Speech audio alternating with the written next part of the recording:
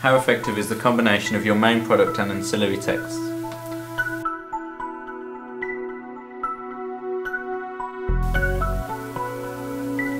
I'm Matthew Bradley, and along with Richard Dawson, Melissa Moore and Jodie Wilkins, we are Mauricio Productions, the makers of the film Till Death Us Do Part and an accompanying film poster and magazine film review.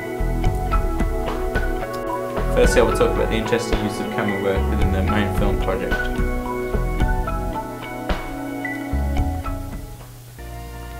In this scene, David is leaving work.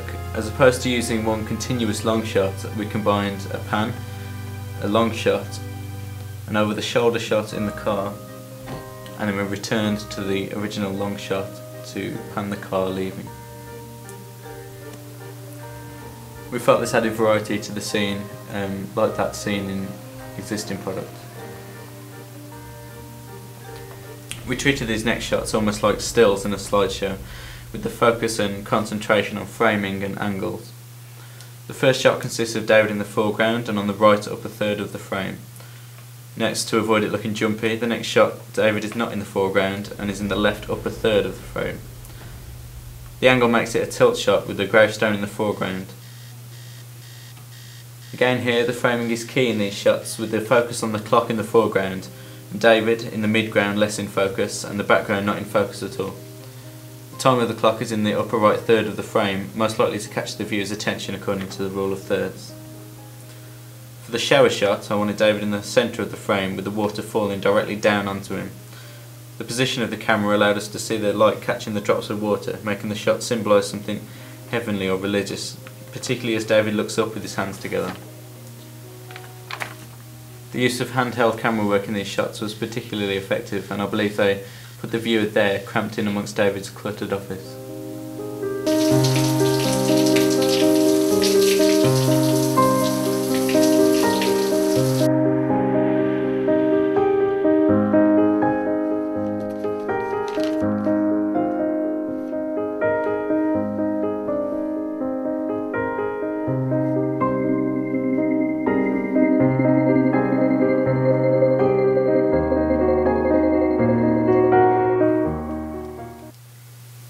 We took advantage of the opportunity to use some crane equipment in the outdoor scene of Emma and David in the park.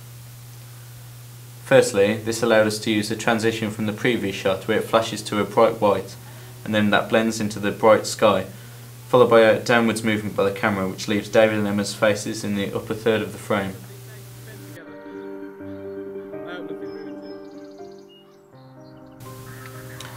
We used a short tilt shot which allowed for the crane to be moved so we could achieve a different angle in the final shot of this scene. As David falls to his knees, the camera follows his descent before rising and finally tilting upwards into the bright sky, allowing for a second fade to white transition to end the scene.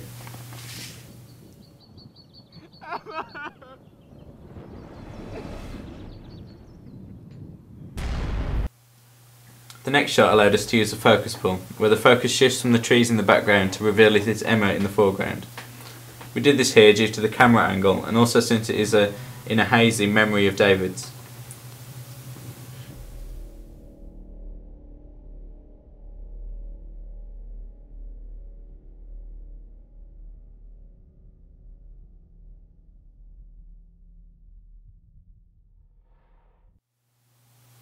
We did the editing process in Final Cut Express, which was great software to use for this project. The ident consists of a logo created using Photoshop and then animated. Next there is a J-cut where the audio comes in before the image.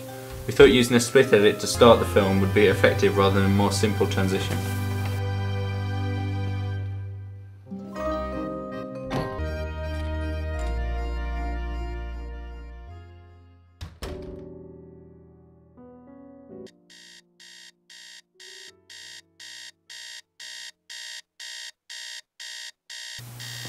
There are numerous match-on actions throughout our film. We found evidence in existing products that there are many more shots to accompany a movement, such as getting into a car and driving away, than many people first think. These became a vital component of making our narrative flowing and effective. These are examples of match-on actions, split edits and transitions that we used in our film. What was that sound? Emma, did you hear? Emma? Emma? Where did you go? Emma!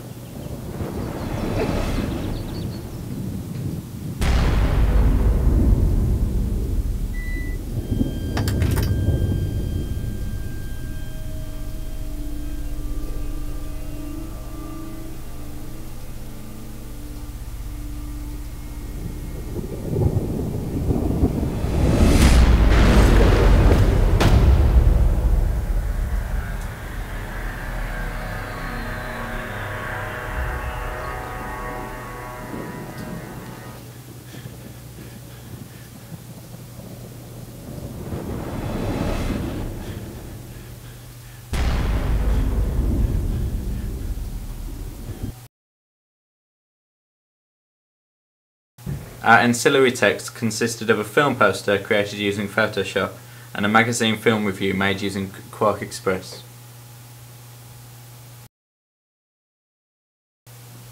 Firstly, I believe our film poster accurately reflects many conventions of real products. These include the main image consisting of photographs taken of the actors and then composed in Photoshop into one graphically advanced picture. The tagline is along the top and is just a short one-liner, making it a teaser for the film. The release date is under all of the other text at the bottom of the poster. Also, it is in a different font colour, making it stand out. The poster has a colour scheme. All of the text is either black or red with some hints of white, such as the glowing effect that's been placed on the date text. Also, the logo for the production company has been altered to keep in with the scheme. Blue has changed to red.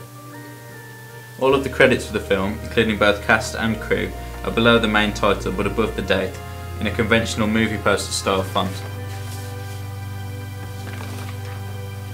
Another convention is that the characters are wearing the same costumes that they've worn in one of the scenes in the film. This is common in existing products and reinforces character traits to a potential target audience who will have seen the poster but not the film. Also, many elements of Photoshop such as blurs and overlays have been used to achieve the final effect. Finally, the protagonist is the central focus and figure in the poster. He is facing forward in a portrait-style photograph, with supporting characters either side, slightly further back and at an angle.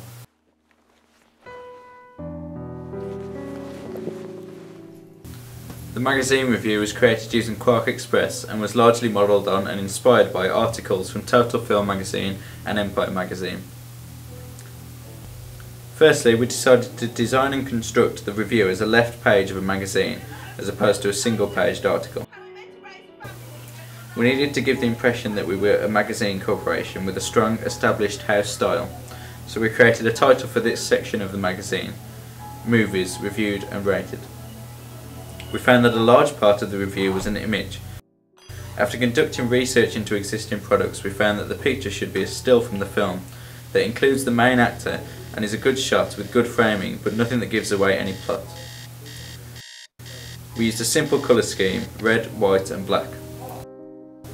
We included a star rating and a subtitle, which would include the title of the film. A hairline border was added that would go over the page, implying that there was a second page to the magazine. Also, a page number and website was included in the bottom of the page. To keep with conventions of existing products, we used a quote from the text, complete with a runaround, in the centre of the article. Also, on top of the image, we used a comment from the author in a contrasting coloured font. Finally, we included a feature that would run in every edition of the magazine. This would suggest other feature films to a potential reader of the magazine. Oh, Emma. I do love these days we spend together. I hope nothing ruins it. Each of our ancillary task products combine with our main film to achieve a corporate branding. Ways in which we achieve this include keeping our logo present through each one of our texts. Also, keeping the representations of the characters similar throughout. As you can see in both the film poster and the review, the images of David are similar to that of the film, showing his character as being empty and disturbed. Also, we used an ident to establish our production company. This has been mentioned throughout the review, shown on the poster, and used as the ident in the film. Thanks to all three of our products, we have established a brand identity for the film Till Death Us Do Part, which would then go on to be used in post-production and distribution stages. The title of the film is used in both the poster and the film itself. We've used a similar font and a similar colour, both with the black, clear, bold font with a white glow or outline. Overall, I think all three of our products were successful, and we have achieved what we wanted with each one of them. Firstly, I believe our film was successful, as it met our aims and intentions of creating a technically sound film without sacrificing any creative ideas. Secondly, I believe our film poster was successful, as we wanted to achieve something that would represent a real product. We used Photoshop to create a graphically advanced image. Finally, I believe our movie review for a magazine was successful, as we wanted to imitate a real magazine corporation by creating a house style and use conventions such as a colour scheme, layout and content. It's my wife, she's been in an accident. This has been a director's commentary to answer the question, how effective is the combination of your main product and ancillary texts?